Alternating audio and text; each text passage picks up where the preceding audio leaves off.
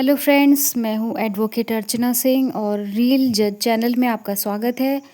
आज हम एक ऐसे ऐतिहासिक और संवेदनशील मामले की बात करने जा रहे हैं जिसने भारतीय न्याय प्रणाली को हिलाकर रख दिया था। यह सिर्फ एक हत्या का मामला नहीं था, बल्कि शक्ति, न्याय और धन के लिए आम आदमी के संघर्ष की एक लंबी गाथा थी। मैं बात कर रही हूँ जेसिका लाल हत्याकांड की। मामला क्या था? एक पार्टी एक हत्या। बात है 29 अप्रैल 1999 की देर रात की। दिल्ली के कुतुब मीनार स्थित टैमरिन कोर्ट नामक एक रेस्टोरेंट में एक हाई प्रोफाइल पार्टी चल रही थी।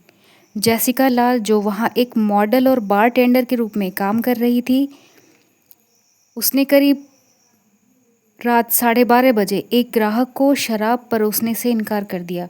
और वो ग्राहक कोई और नहीं बल्कि हरियाणा के एक प्रभावशाली और धनी राजनेता का बेटा सिद्धार्थ वशिष्ठ, जिसे मनु शर्मा के नाम से जाना जाता था।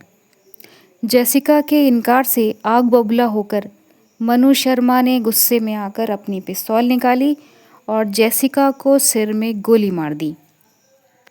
जेसिका की मौके पर ही मौत हो गई। यह घटना कई प्रत्यक्षदर्शियों के सामने हुई और हत्यारा स्पष्ट रूप से पहचान लिया गया था। शुरुआती कानूनी चुनौतियाँ क्या हो सकती हैं, आप सोचिए। सबूतों से छेड़छाड़, गवाहों का मुकर जाना। तो फ्रेंड्स, ये केस एक कानून के छात्र या एक आम नागरिक दोनों के लिए भारतीय आपराधिक न्याय प्रणाली की चुनौतियों को समझने का एक उत्कृष्ट उदाहरण है। पहला झटका तब लगा जब शुरुआती जांच में ही खामियां सामने आने लगी। पुलिस पर दबाव के आरोप लगे, घटनास्थल से महत्वपूर्ण सबूतों के साथ छेड़छाड़ की गई। मनु शर्मा की पिस्तौल को बरामद करने में देरी हुई और जब बरामद हुई तो उसे फॉरेंसिक जांच के लिए ठीक से सील नहीं किया गया था। दूसरी सबसे बड़ी चुनौती थी गवाहों का मुकर जाना। इस केस में कई ऐसे गवाह थे जो घटना के समय मौजूद थे और जिन्होंने शुरू में पुलिस को बयान दिए थे कि उन्होंने मनु शर्मा को गोली चलाते देखा था, लेकिन अदालत में जब उन्हें बुलाया गया तो वे अपने बयानों से मुकर गए। यह एक गंभीर कानूनी समस्या है क्योंकि सेक्शन 154 एविडेंस एक्ट के तहत एक हॉस्टाइल विटनेस वह होता है जो अपनी ही पार्टी के खिलाफ हो जाता है। तो ऐसे में उसके पिछले बयानों का जो महत्व है वो कम हो जाता है, जिससे प्रोसिक्यूशन का केस कमज़ोर हो जाएगा। तो निचली अदालत और जन आक्रोश की वजह से लगभग 7 साल तक लंबी सुनवाई के बाद 21 फरवरी 2006 को ट्रायल कोर्ट ने एक चौंकाने वाला फैसला सुनाया। न्यायालय ने मनु शर्मा और अन्य सभी आरोपियों को बरी कर दिया। इस फैसले ने पूरे देश को स्तब्ध कर दिया। आम जनता को लगा कि न्याय को पैसे और राजनीतिक प्रभाव से खरीदा गया है। मीडिया और सामाजिक कार्यकर्ताओं ने इस फैसले के खिलाफ जोरदार आवाज़ उठाई। नो वन किल्ड जेसिका जैसा नारा देश भर में गूंजने लगा। यह एक अभूतपूर्व क्षण था जहां जनता का आक्रोश न्यायपालिका पर सीधे दबाव बनाने लगा। यह भारत के न्यायिक इतिहास में एक महत्वपूर्ण मोड़ साबित हुआ, जिसने दिखाया कि जनता की आवाज़ भी न्याय की दिशा बदल सकती है। न्याय की बहाली। निचली अदालत के फैसले के खिलाफ दिल्ली उच्च न्यायालय में अपील दायर की गई। जन आक्रोश और मीडिया के दबाव के चलते उच्च न्यायालय ने इस मामले की फास्ट ट्रैक सुनवाई की। यह एक दुर्लभ घटना थी जहां इतनी तेज़ी से एक आपराधिक मामले की सुनवाई की गई। उच्च न्यायालय ने निचली अदालत के फैसले को पलट दिया।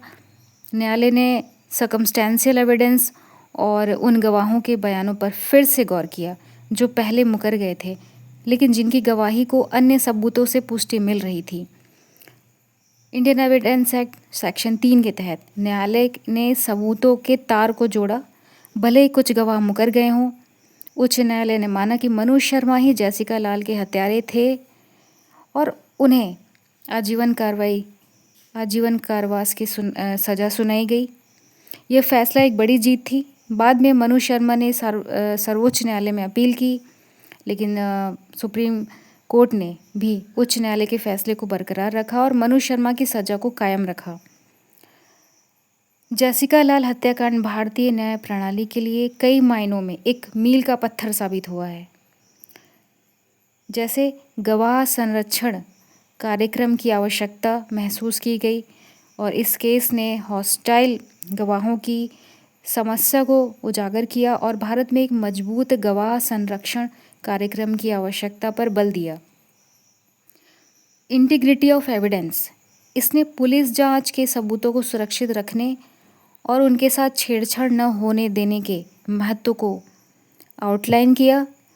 यह दिखाया कि कैसे आम जनता मीडिया के साथ मिलकर न्याय प्रणाली पर सकारात्मक दबाव डाल सकती है।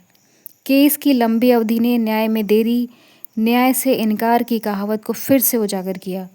सो फ्रेंड्स, यह मामला हमें सिखाता है कि कानून की आंखें देर से ही सही पर देख जरूर लेती हैं और अंत में सत्य की जीत होती है। तो ये थी जेसिका लाल हत्याकांड की कहानी और उसके कानूनी पहलू। ऐसे ही अन्य महत्वपूर्ण कानूनी मामलों और उनकी बारीकियों को समझने के लिए देखते रहिए रील जज चैनल। अगले एपिसोड में मिलेंगे एक और नई कहानी के साथ। जय हिंद।